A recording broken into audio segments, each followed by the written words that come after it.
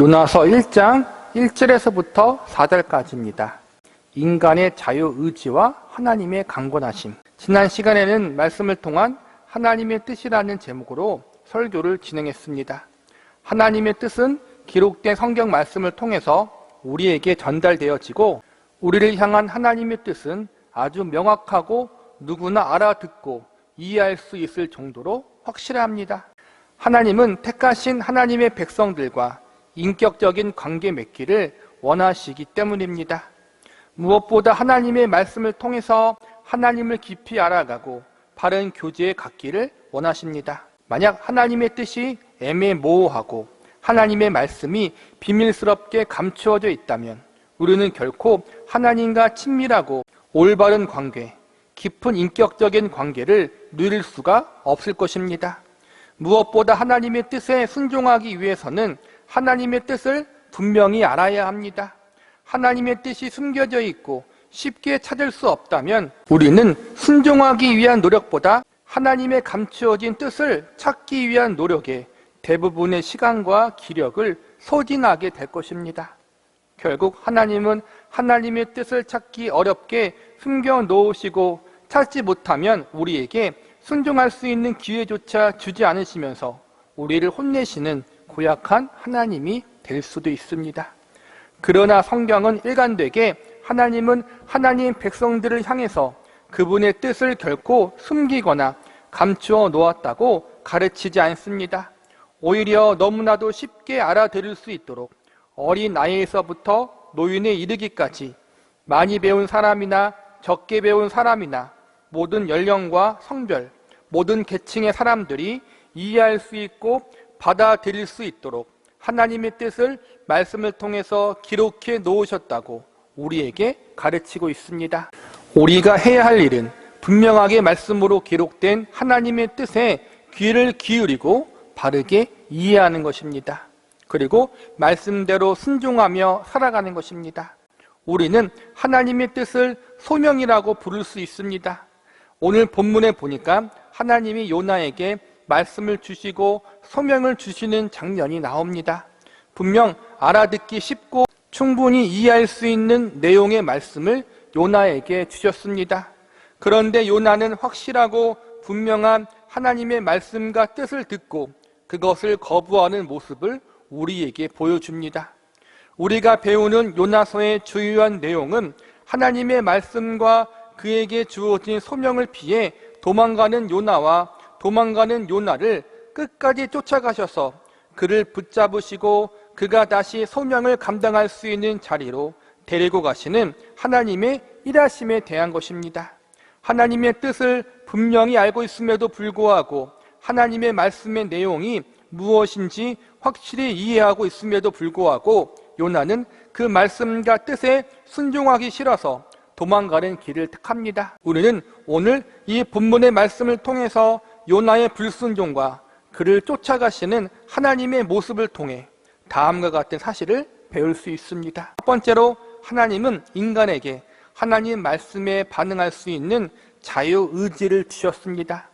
최초의 인류였던 아담과 하와에게 하나님이 금하신 것은 딱 하나가 있었습니다. 그것은 바로 에덴 동산 중앙에 있는 선악을 알게 하는 나무의 열매를 먹지 말라는 것입니다. 하나님이 창조하신 작은 천국, 부족한 것이 하나도 없었던 에덴 동산에서 아담과 하와는 영원히 행복하게 살 수 있었습니다. 그런데 이런 아담과 하와가 하나님의 말씀을 거역하고 결국 선악을 알게 하는 나무의 열매를 먹는 범죄를 저지릅니다. 셀 수 없이 많은 축복들을 누리면서 살 수 있었음에도 불구하고 딱 하나 하나님이 금했던 것을 아담과 하와가 굳이 어긴 이유가 무엇 때문입니까? 그것은 스스로가 하나님의 자리에 오르고 싶었기 때문입니다. 쉽게 이야기하자면 자기 자신들이 주인이 되고 싶었던 것입니다. 하나님이 아담과 하와에게 선악과를 먹지 말라고 명하신 것은 결국 누가 창조주이고 누가 피조물임을 잊지 말라는 의미에서 그렇게 명령하신 것입니다. 누가 그들의 인생의 주인이고 누가 그들을 다스리시는 창조자임을 잊지 말라는 것입니다. 그런데 결국 아담과 하와는 스스로가 높아지려고 하다가 자신들의 위치와 본분을 망각하다가 하나님 앞에 불순종하는 자리에 서게 됩니다. 우리는 여기서 또 한 가지 의문을 가지게 됩니다. 왜 하나님이 굳이 선악과를 만드셔서 아담과 하와가 범죄하게 만드셨는가? 처음부터 선악과를 만들지 않으셨으면 불순종할 이유도 없지 않은가? 우리는 이러한 의문을 품습니다. 오늘 요나의 사건에서도 우리는 동일한 의문을 품습니다. 왜 요나가 도망칠 수 있도록 허락하셨는가?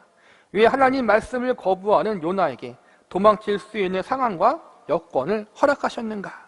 본문 3절을 보시기 바랍니다. 그러나 요나가 여호와의 얼굴을 피하려고 일어나 다시스로 도망하려 하여 욥바로 내려갔더니 마침 다시스로 가는 배를 만난지라. 여호와의 얼굴을 피하여 그들과 함께 다시스로 가려고 배삭을 주고 배에 올랐더라.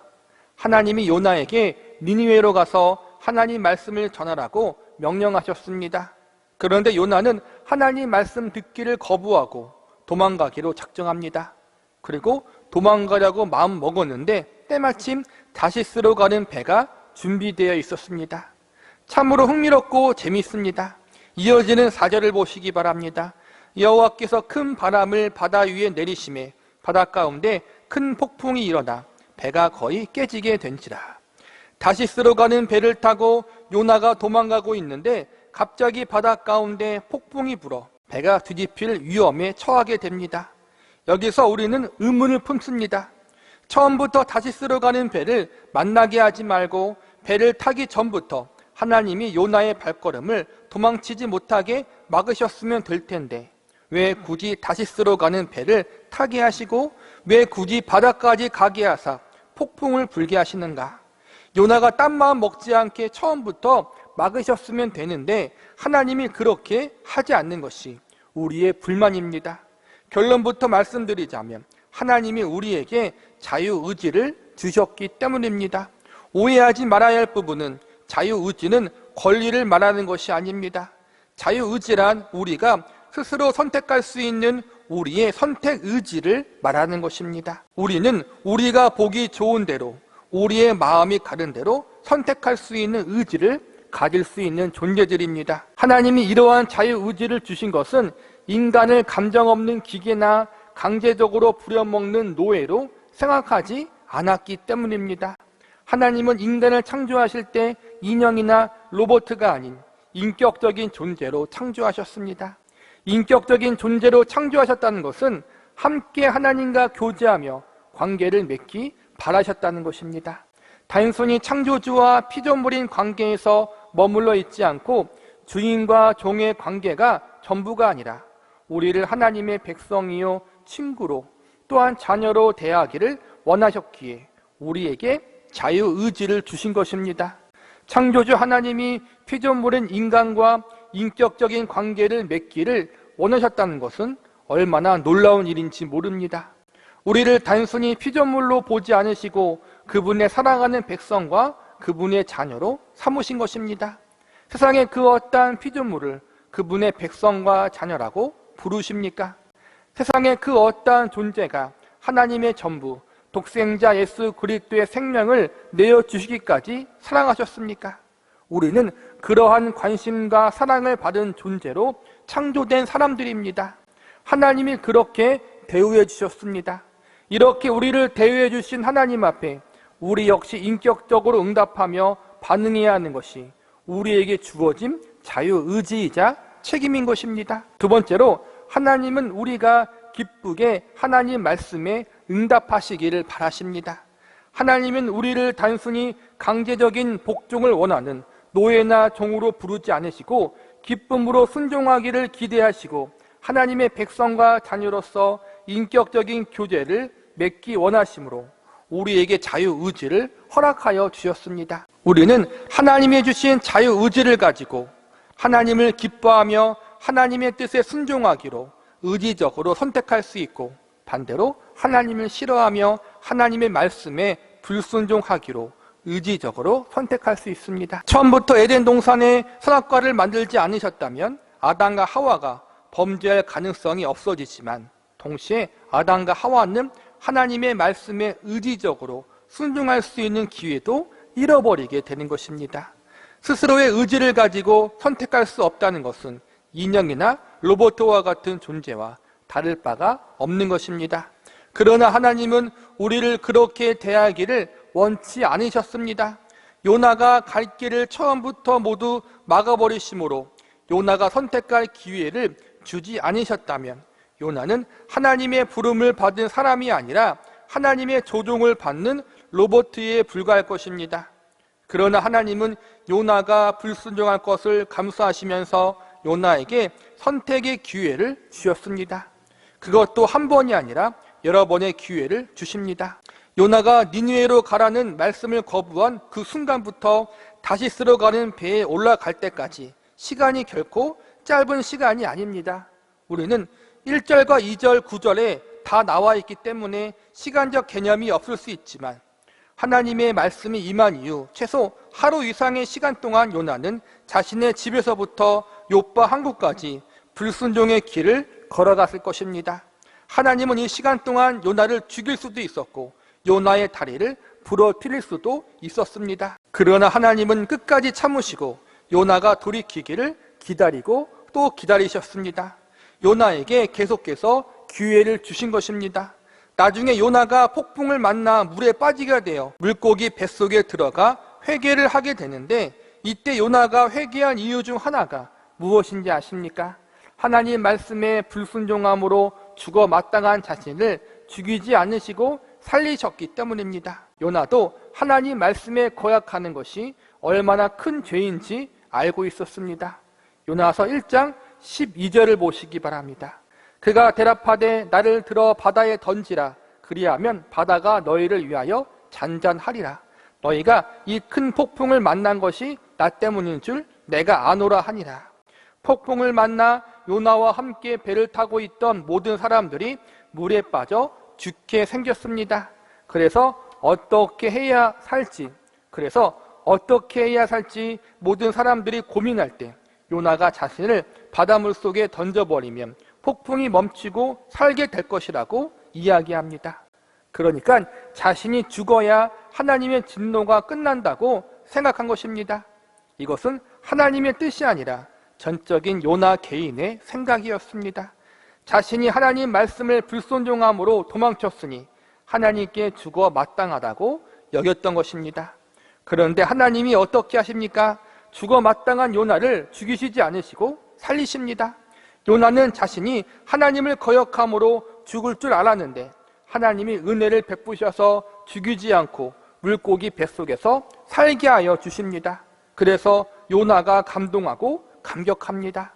죽어 마땅한 나를 하나님이 살려주셨구나. 이제 하나님만 바라보고 살겠습니다. 하나님 말씀대로 살겠습니다.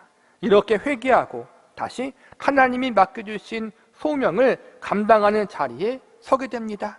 여기서 말하고자 하는 요지가 무엇입니까? 하나님은 우리가 기꺼이 기쁨으로 복종하기에 합당하신 분이라는 것입니다. 하나님은 나쁜 분이 아닙니다.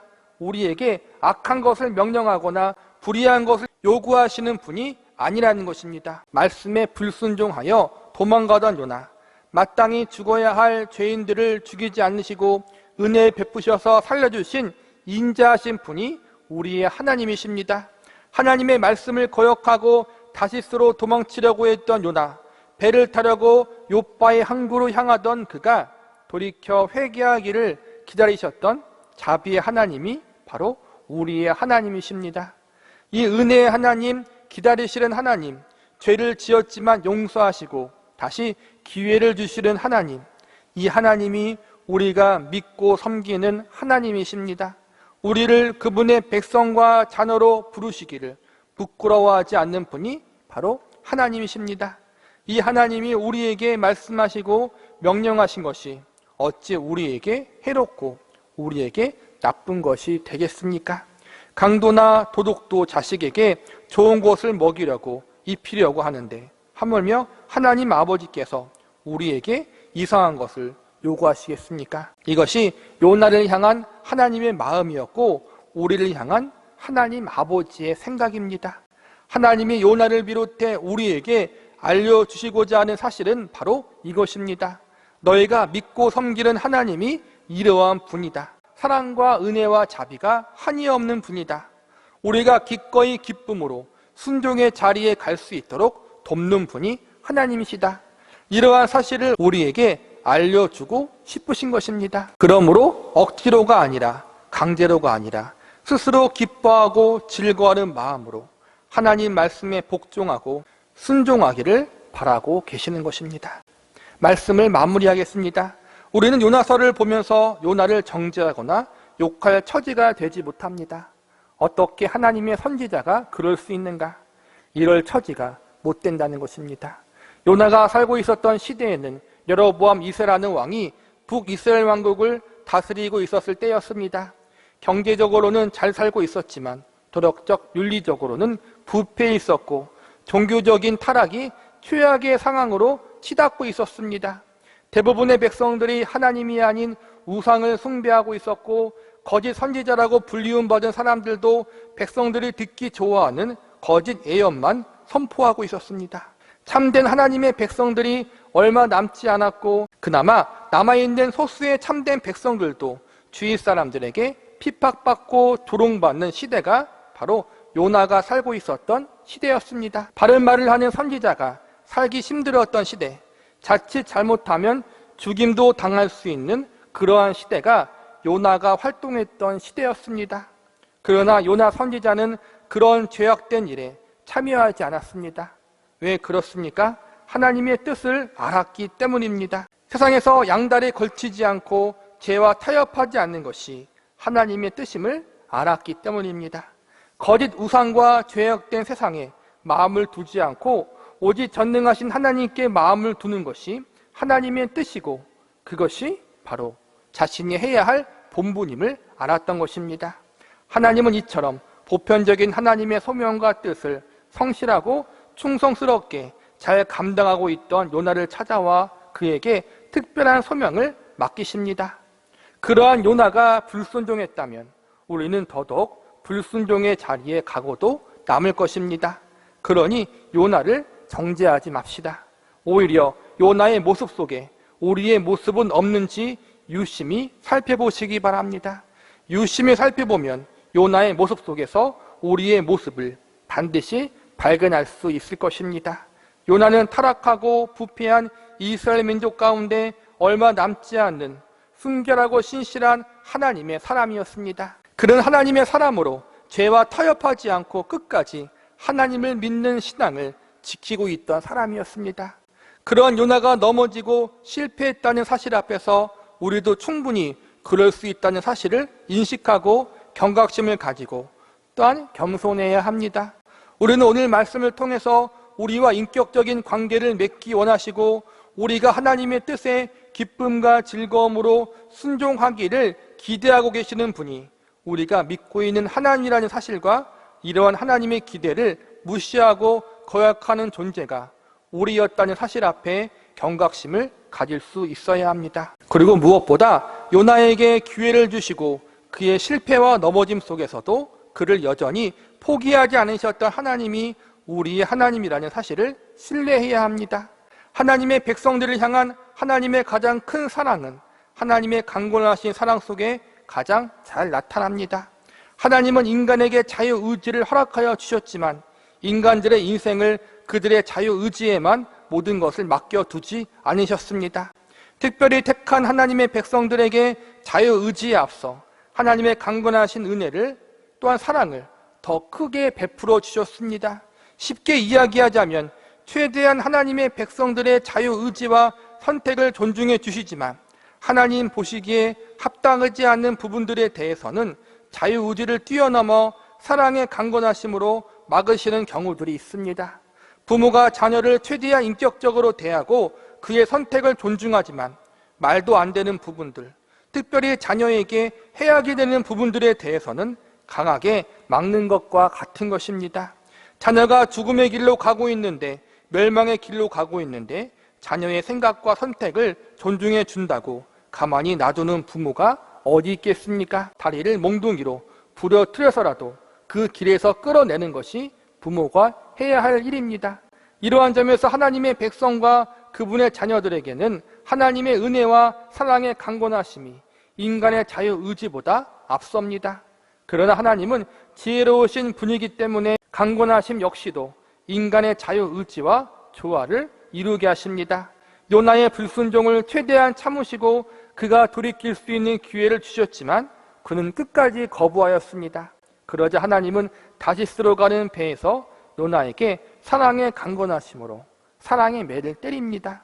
그래서 물에 빠져 죽을 위기에 처하게 하시고 물고기 뱃속에서 고생케 하십니다. 이것이 인간의 잘못된 자유의지를 막으시고 꺾으시는 하나님의 사랑의 강권하심입니다. 그러나 그 가운데에서 요나가 그의 자유의지를 가지고 죄를 뉘우치고 스스로 회개하는 자리로 이끌게 역사하십니다.